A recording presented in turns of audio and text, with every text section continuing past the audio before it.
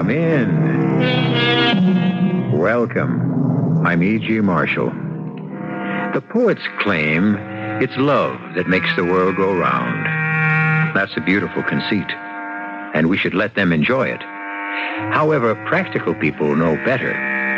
Sensible people know what really makes the world go round, and that's money. Yes, money. With money, you not only make the world go round, but you can make it go fast or slow, or even bring it to a full, complete, and shuddering stop. Oliver, darling. Good morning, Miss Wilson. Miss Wilson? Is something wrong, Colonel Colfax? You have a certain look on your face. Have I? What kind of look? The look of a man who's about to announce he wants to break his engagement. Is that why you're here? No, that is not why. I have come to... Yes? I have come to place you under arrest. Arrest? Miss Mariah Wilson, you are charged with spying against the government of the Confederate States of America. And it is my duty to conduct you to a place of court-martial.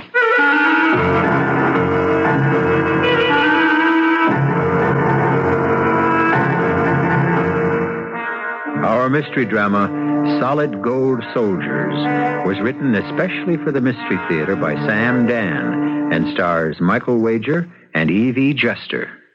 It is sponsored in part by Buick Motor Division and Anheuser-Busch Incorporated, Brewers of Budweiser. I'll be back shortly with Act One.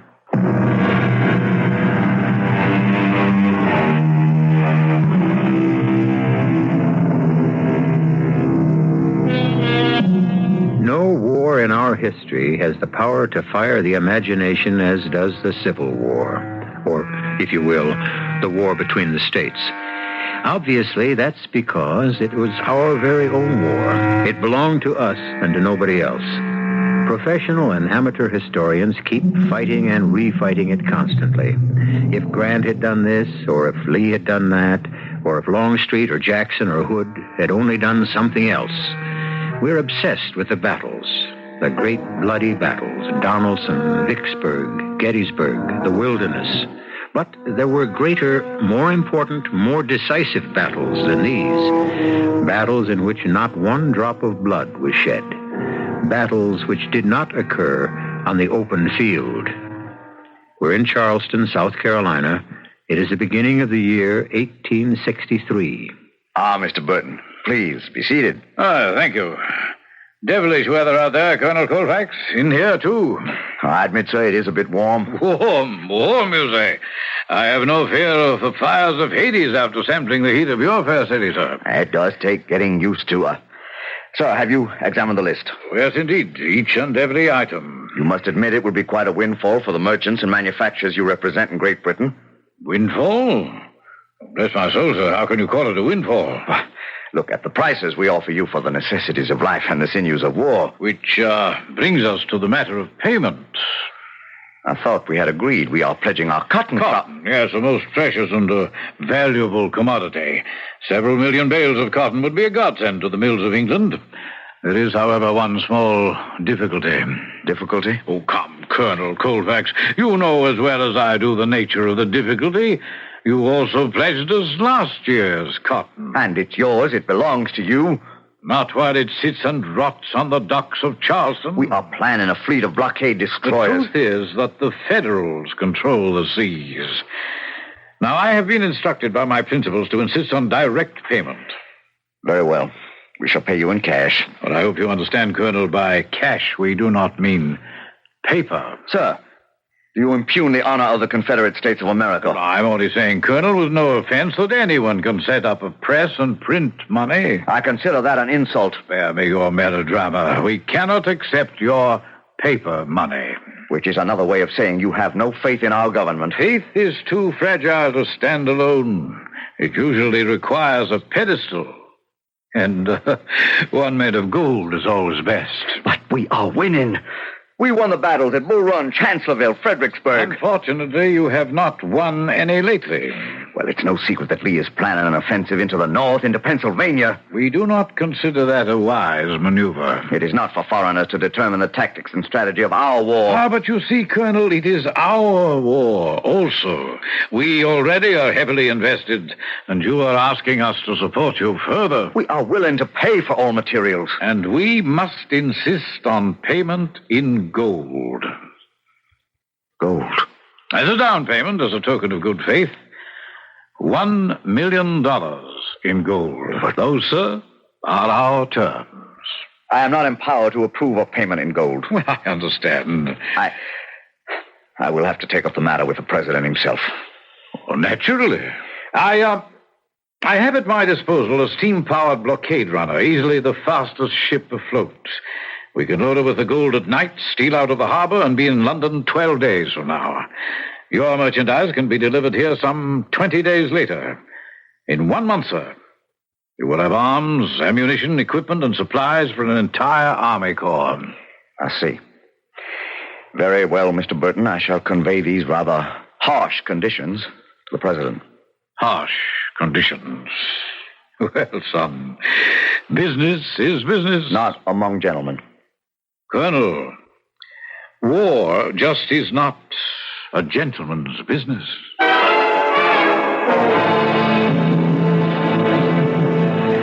Those are the terms, Mr. President. In return for the gold, we are to receive all the items on the list. Yes, sir. We give Mr. Burton the money. He delivers it to England on his blockade runner. And then he has other blockade runners to bring us the equipment. Yes, sir. That's how we've been dealing with the British since the war began. The risks, Colonel? A ship carrying the gold can be intercepted or sunk by a federal man of war. Yes. And even if the gold is delivered to England, the ships carrying the cargo to us may be unable to run the blockade. In other words, the ordinary risks, Colonel. Yes, Mr. President. And what is your feeling in this matter? If we have the gold, I say let's do it. Why? Do we have a choice? The Federals have 10 factories to our 1. Sooner or later, we must be overwhelmed by their superior equipment. We must win the war now or lose it forever. But we are winning, aren't we, Colonel? No, sir. We mauled the Federals here in the east, but they have already driven us from the west. Is that how you see it? Our only hope is General Lee's planned invasion of Pennsylvania. As it stands now, it will fail. Why, Colonel? He hasn't enough men. But they're picked troops, the best soldiers in the world, experienced veterans. Their morale is splendid. Yes, they're straining at the leash and they'll make short work of the Yankees. I've heard all that kind of talk, sir. But Lee will have to suffer terrible casualties. We need another 20,000 men. Yes, you're right. Of course you're right, Colonel. At the crucial point, success will depend on a fresh, well-equipped reserve. Without it, Lee is lost. $1 million in gold can buy us that reserve army corps. And they will turn the tide of the war. But do we have $1 million in gold? We'll raise it. We'll raise it somehow. Tell Mr. Burton we agree to his terms.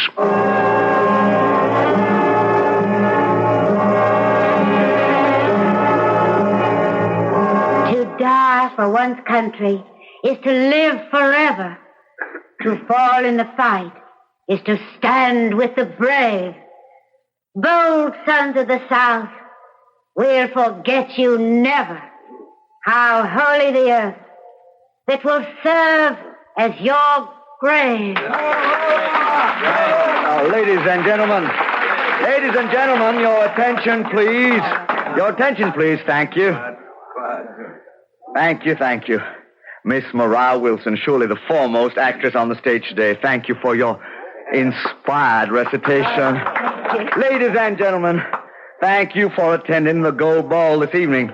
These gala celebrations are being held all over the South to raise gold to buy the necessary supplies for our brave boys in the field. So give generously of your gold coins, your gold rings. In short, if it is gold, give it. Thank you.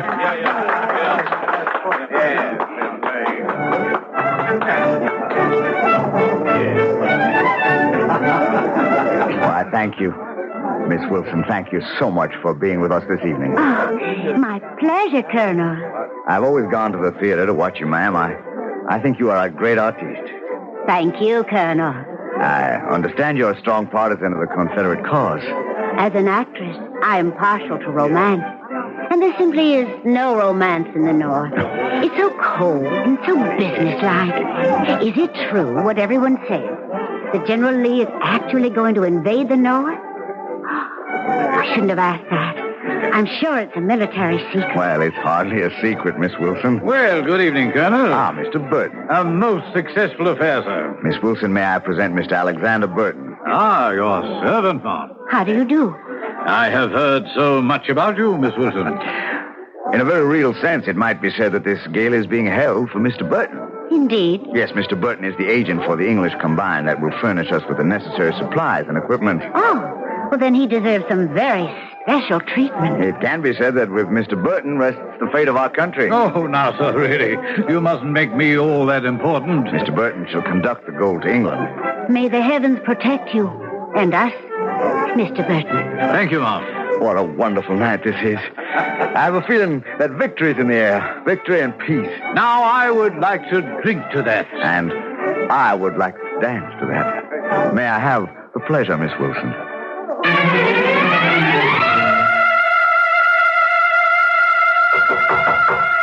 Yes, who's there? Right, I say, who's there? Well, if you're a bandit or a burglar, I warn you, I'm armed. Very well, let us find out. Good evening. Why, bless my soul, It's Maria Wilson. May I come in? Oh, to what do I owe this honor? May I ask you to put down the revolver? Firearms have always made me nervous. I confess they make me somewhat nervous as well. But once again, to what do I owe this honor? I came here because I am curious. Curious? Yes. I should like to know your name. Oh, but you know my name. Or perhaps you've forgotten. I'm Alexander Burton. No, sir. That's the discrepancy. You are not Alexander Burton, agent for the Great Britain Commercial and Manufacturing Group. Now, my dear young lady, how can you possibly say that? Well, I have two reasons. First, you're not an Englishman. Oh, your accent sounds authentic, but it's a stage accent and not the genuine article. Second, I know Alexander Burton. I met him when I played in London some years ago. Well. Yes, Mr. Burton. And, what else do you have to say to me, Miss Wilson? I don't know what your endeavor is exactly, but I am announcing to you the fact that you now have a partner. A partner? Yes, a partner. A silent partner. A silent partner. And also a dead partner. You're a very rash young woman, Miss Wilson. And I'm afraid it must cost you your life.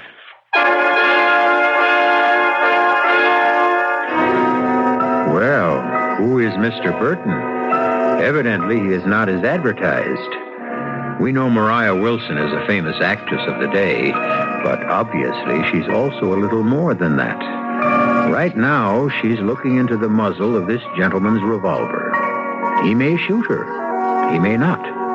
Just what he does decide will be revealed in a few moments when I return with Act Two.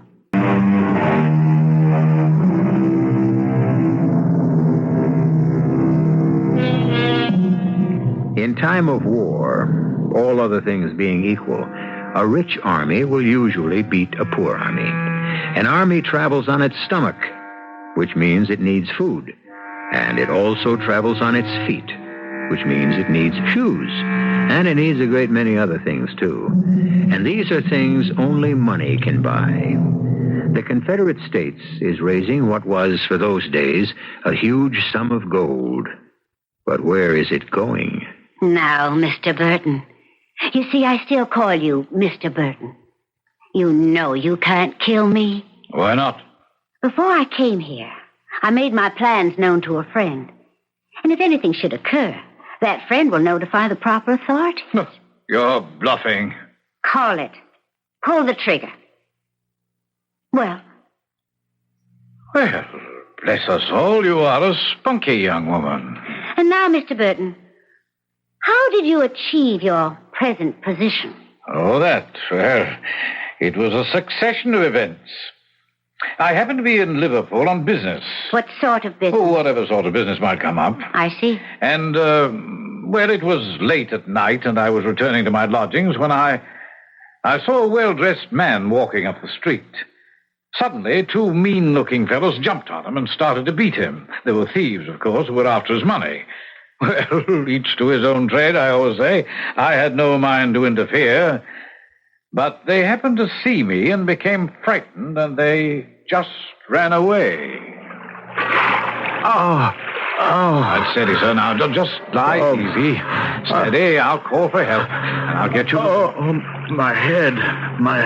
Yes, they did strike you a nasty blow or two. I must get back to the ship. No. Don't try to get up, sir. Worst thing for a blow on the old noggin.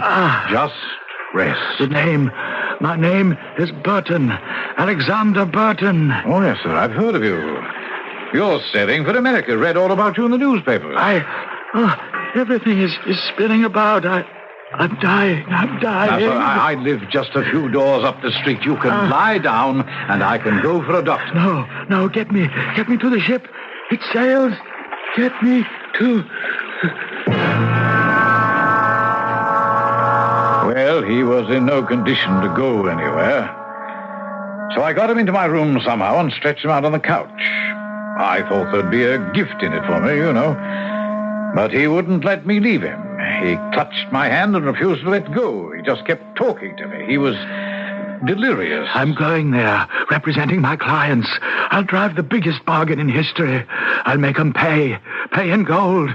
None of their worthless paper. Gold. $1 million in gold.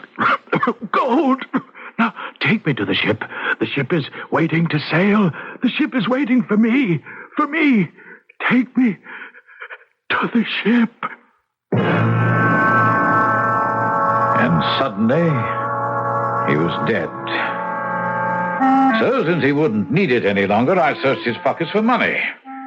And I looked at the sheaf of documents in his coat. And you decided to become Mr. Alexander Burton. Who is empowered to collect $1 million in gold from the Confederate government. What did you do with Mr. Burton's body? Oh, for a few shillings, you can always find some obliging gentleman. And the gold? I've discussed the matter with some of the crew who appeared sympathetic. The others will be convinced to join us, one way or another. And so the ship will take on the gold, but it will not sail to England. No, I'm afraid not. Well, now that I am your partner... Ah, yes, my new partner. My share should be 10%. That's quite a bit of money. Well, I could have asked for more, but I'm not greedy. And, just how do you expect to be paid? I expect you to deliver the money before the ship sails. Is it a bargain, partner? Yes, it's a bargain, partner.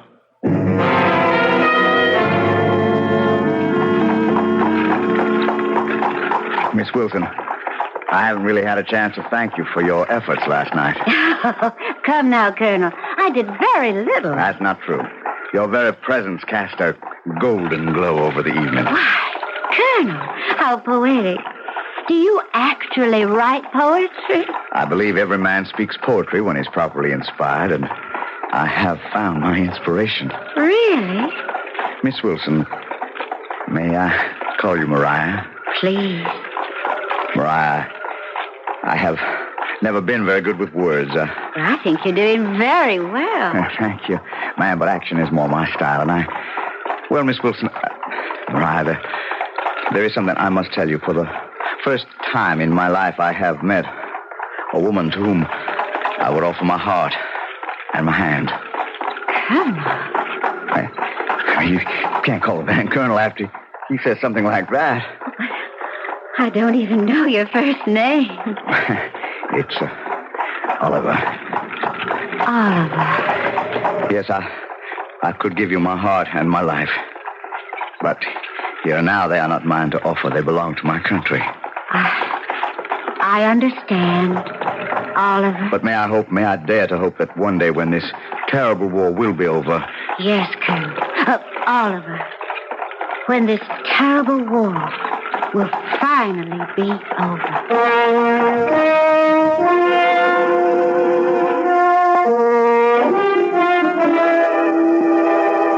Well, Mr. Stryker, what news do you have for me? Well, all in all, the news is pretty good. What is it? Well, as you yourself should remember, you says to me, Stryker, I want you to watch that Miss Wilson woman night and day. Keep an eye on the house and follow wherever she goes. Remember? Yes, I remember. Well, just this morning, she walks out of the house, strolls down the street. I follows her, very cautious, and she turns down a deserted lane.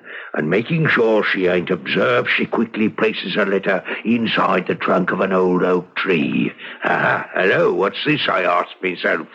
And after she leaves, I just sticks me hand in, and here it is. I thank you, Mr. Stryker. What's it say? You mean you weren't curious enough to read it?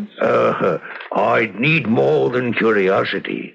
I'd need to know how to read.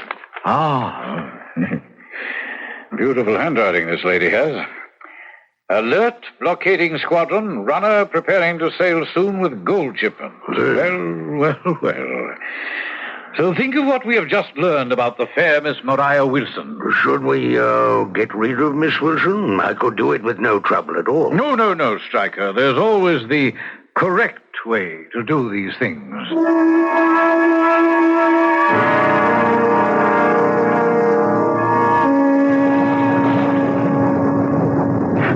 Oh, Mr. Burton, I must apologize for one of our sudden southern storms.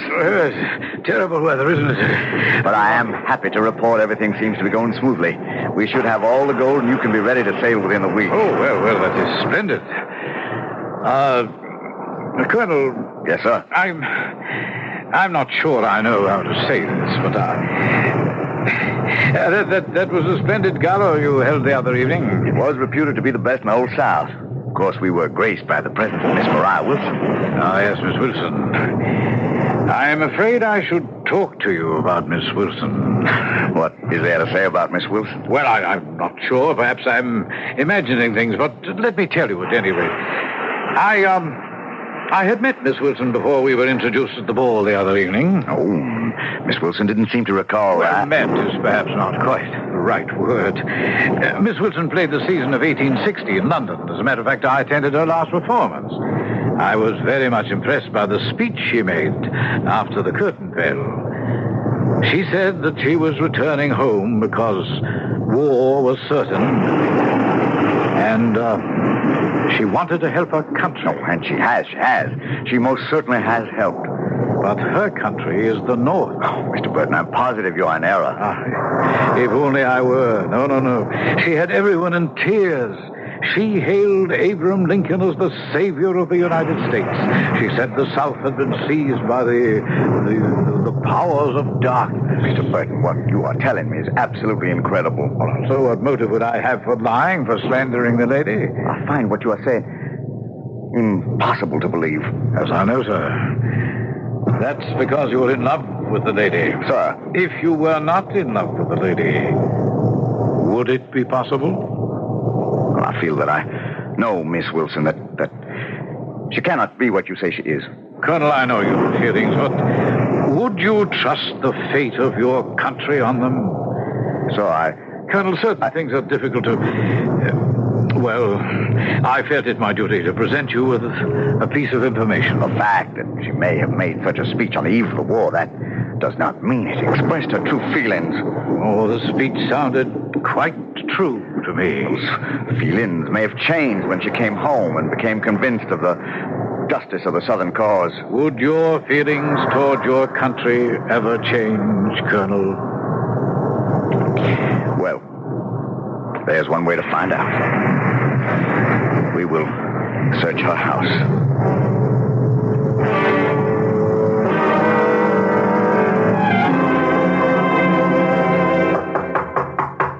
Just a moment. Oliver, what a wonderful surprise. Come in. I was hoping you'd come calling on me. Were you, Miss Wilson? Miss Wilson? Why, is something wrong, Colonel? Mariah, confess. To what? Confess you're a Union spy. Who accuses me? Does it matter? I have a right to know. Let me face my accuser. Mariah, if we love each other, there can be no falsehoods between us. Are you a spy? Who accuses me? I have received a report of a speech you made after your final performance in London in 1860. I wasn't in London in 1860. Unfortunately, Mr. Burton happened to see you express your Union sentiments quite strongly. I played the season of 1860 in Boston. Why, if you read the Boston newspapers, well, get old copies of the paper. Mr. Burton saw you and heard you. Mr. Burton. How do you know Mr. Burton is all that he claims to be? Miss Wilson, this is unworthy of you. Mr. Burton is an English gentleman. How do you know? Mr. Burton carries all the proper documents. Can anyone here identify Mr. Burton? Well, can they? Do you intend to give a man whom nobody knows $1 million in gold and let him sail away with it? Do you? Confess, Mariah, please. And I shall find a way to spare your life. If I can, please, Mariah, do not make it more difficult for me. Why do you insist I am a spy? This letter. It's in your handwritten script. Where did you find that? We searched your house. Oh. Alert blockading squadron. Runner prepared to sail soon with gold shipment. I see. And you are a spy. It was the best way I could serve my country. I understand. And now? Now I am forced to place you under arrest. Well, may I ask a favor, Colonel? Of course. May I be permitted to change my costume for the occasion? I should wear black. Oh, very well, Miss Wilson. Thank you. I shall not keep you waiting. Miss Wilson! Miss Wilson! Miss Wilson! Miss Wilson! Gone. How could you let her get away, Lieutenant? But she didn't get away, Colonel. She is gone. Well, my man had all four sides of the house surrounded. All the windows were under observation, and the back door, she didn't come out of the house. You mean no one came out of that house? Well, that's right, sir. No one. No one at all? Well, no one except... Yes, who? An old slave woman. No one except an old slave woman. Where did she go? Where did she go? Yes, where did she go? Quickly, where did she go? I didn't notice, Colonel. Think! Well, I'll try, but who notices an old slave woman? Of course, you and I know very well that the old slave lady is none other than Mariah Wilson. Well, she is now deep in the heart of the enemy country, and surely a hue and cry will be raised against her. However, she does have one thing in her favor. She's an actress. She can assume various roles. She has other parts to play when I return shortly with Act 3. In 1863, the American Civil War is reaching toward its crisis. The decisive battle will be fought at Gettysburg. As one famous Confederate general put it, battles are won by those who get thar fustest with the mostest. What the South must do is get the necessary tools of war from abroad. And this costs money. And money is scarce and precious. And this is what our story has been all about. Money. Which is what most stories are really all about. No? An old slave woman trudges wearily along a dusty country road in South Carolina. She stops near an old farmhouse. The farmer is in the front yard, about to saddle his horse. Massa. What is it, Grandma? You hungry? Yes, sir. Powerful hungry. You ain't from around here. Don't tell me you running away at your age. Who you belong to? I can't remember, sir. Well, go around the back to the kitchen. Tell him I says to give you something to eat. I'd be powerful obliged to you, John Stevens. Good Lord. Come into the house, quickly. We shall have to get rid of this Burton fellow. Why, John? Let him take the gold. We can have the blockade squadron capture him at sea. Look, he'll be flying a British flag, which means we can only board him inside the territorial limits. Suppose by some lucky chance he sneaks past the blockade. What if we're forced to capture him on the high seas? We have no right to board a British ship in international waters. Then we must force the rebels to use one of their own blockade runners. The problem remains how to get rid of this Burton or whatever his name is. I can do that. How? Why, just leave the details to me. I'm an actress. Oh, but that's only half the job. When they get rid of him and decide to use their own vessel, we need someone on board that ship. That will be truly impossible, Mariah. Every member of that crew will be a picked man. I could get on board that ship. You could... Oh, well, how could you possibly hope I know Colonel Oliver Colfax. I know how he feels, how he thinks. I know a way to get on board. How? They can always use a cabin boy. I'd need a little luck. But could you actually disguise yourself? I could try. They'll choose a dark night. They'll have a fast ship. They might be able to steal past the squadron, but if I can get on board with one of those new pistols that fire a bright light into the sky... Yes, a flare. A flare. Yes. It would be like a flash of daylight. The blockade squadron would see the ship immediately. They could blow it right out of the water. But, Mariah, you'll be on that ship. But, John, somebody has to make sure the Navy catches sight of that blockade runner. Somebody has to make noise or fire a flare or do something. And if that somebody has to be me, well, I can only tell you the gold must never get to England.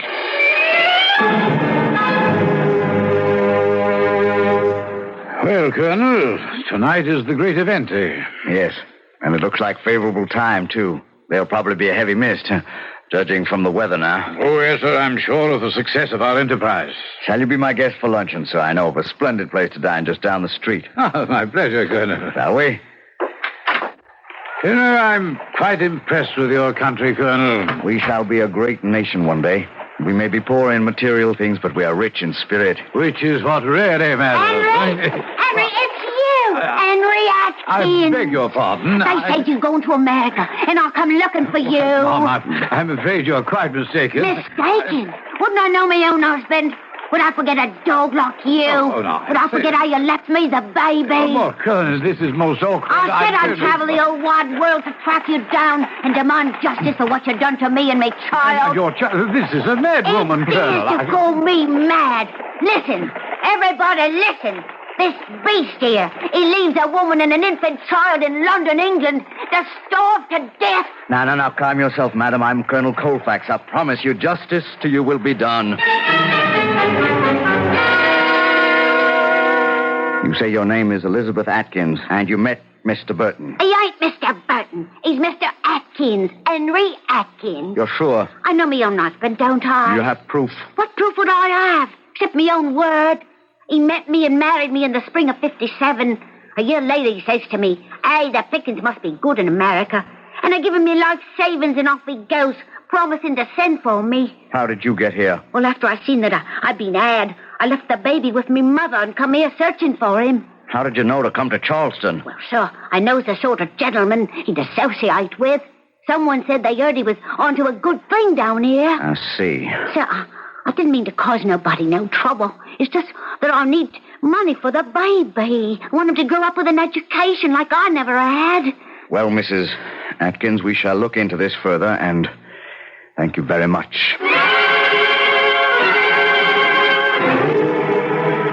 I was just barely able to rescue him from the mob, Mr. President. And the woman? Well, I questioned her, and she was quite distressed. Do you believe her story? I don't know what to believe. Where is Mr. Burton now? Under guard. It's an awkward situation, Colonel, but it can't be helped. May I suggest, sir, that someone who knows Burton, someone who has dealt with him before, should come to Charleston and settle the matter? Well, then you do suspect him, Colonel. Sir, I know this. The last reserves, the last resources of our country are being entrusted to a gentleman who may or may not be who he says he is. Well, his documents, his instructions all seem to be in perfect order. His documents may have been stolen from the real Mr. Burton. If so, the real Mr. Burton is probably dead. Ah, Breckenridge. Breckenridge has dealt with the real Mr. Burton in London. Oh, but, sir, Mr. Breckenridge is in Richmond. Well, I know. And we stand to lose valuable time. We must have the equipment within the month if it's to do General Lee any good. Mr. President, may I suggest that we ship the gold to England in one of our own vessels? We run the risk it could be captured on the high seas. We also take the risk that a British blockade runner could be boarded before it leaves the territorial waters. Yes. But once in international waters, the British flag protects her. However, the crew of most of these vessels are basically privateers, which is a polite name for pirates.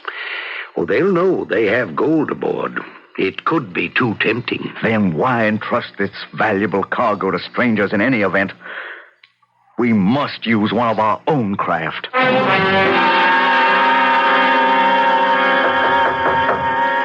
Yes, come in. Well, my lad, what can I do for you? Sir? Sir? Speak up, son. Speak up and step inside. Well? Sir, I wish to sign on the Dixie as cabin boy. Cabin boy? Why, you're too young to... I'm almost 13. What do you know about the Dixie? Well, everybody knows she's going to run the blockade tonight. What do you mean, everybody? Well, I suppose everybody does. I want to sign aboard. Oh, I'm sorry, son. You're too young. You got to take me with you. Please. I got to fight for my country.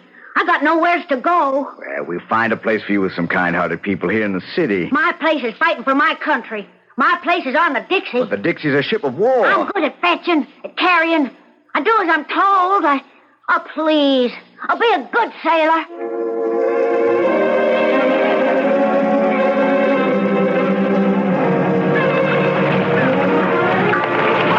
Move aboard quickly and quietly, men. We just have time to make the tide. This fog is a blessing, Colonel. Yes, Lieutenant. And now I feel certain we shall succeed. Colonel, I brought you a cup of coffee. Thank you, son. Better get on board quickly. Yes, sir. They won't expect us to put out and see in this mist. Or if they do, it won't matter. Once we're underway, I don't think they have anything that can catch us. Last man's reported aboard, Colonel. We're ready to make way. Very good, Lieutenant. Gather the crew up forward.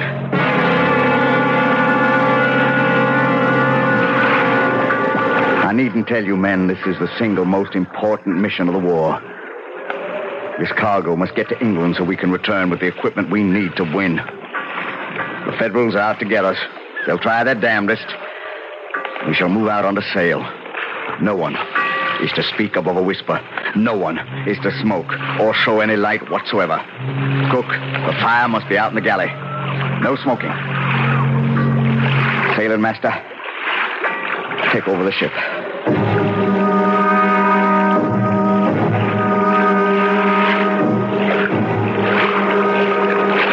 fog is lifting, sir. That's all right. There's no moon. I'll feel better out on the open sea where there's more room to maneuver. Tell the sailing master to change over to steam power as soon as he thinks it's safe. We need the speed. Yes, sir. Good evening, Colonel. Well, son, what are you doing up here? Cook sent me upstairs to find out what you want for your dinner. My compliments to the cook. Word from the lookout up forward, sir. He thinks he sees a ship off in the distance. It could be a Union steam frigate. They could throw us out of the water. Pass the word. All about the ship. Quiet. Absolute quiet. No one is to move. No one is to breathe. Yes, sir. Quiet, man. You see that ship, son? The ship? The Union battleship. No. No, sir. There in the darkness. Dead ahead. I don't see. That big black shape, that's the Union ship. Well, she's moving away. Yeah, that's right. She don't see us. What luck. What enchanted luck. She just happens not to see us. She's moving off. And in a minute, we'll be lost to sight. How can she not see us? Mad at sea, it's hard. Just one more minute. Give us one more minute, and we'll be lost in the darkness. One more minute. Oh, she's starting to disappear. Just a half a minute more. No! What are you doing? The rebel boat is here! After that boy, after him! Don't let him fire that pistol! Don't! Where's that boy? Why, he jumped overboard, sir. The Yankee ship has seen us. He's fired. Let's make a run for it.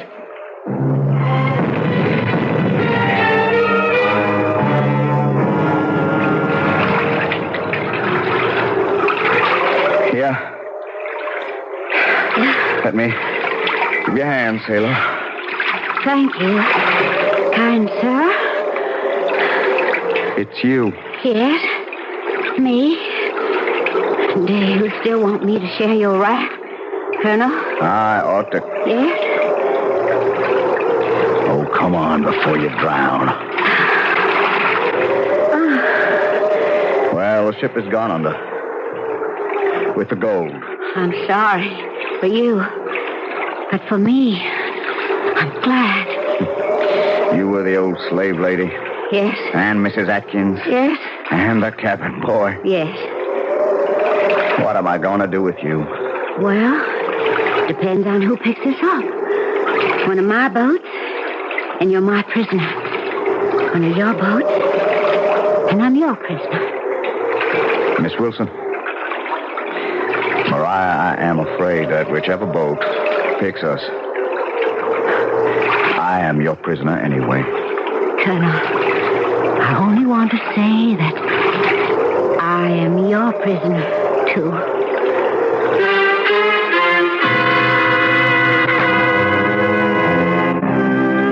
They were picked up by a French merchant ship en route to India via the Cape. The captain was happy to marry them, and by the time they could return to America, the war was over. Would that the rest of the country could have learned from them and become reconciled as quickly. All you need do is reconcile yourself to a short wait, and then I shall return.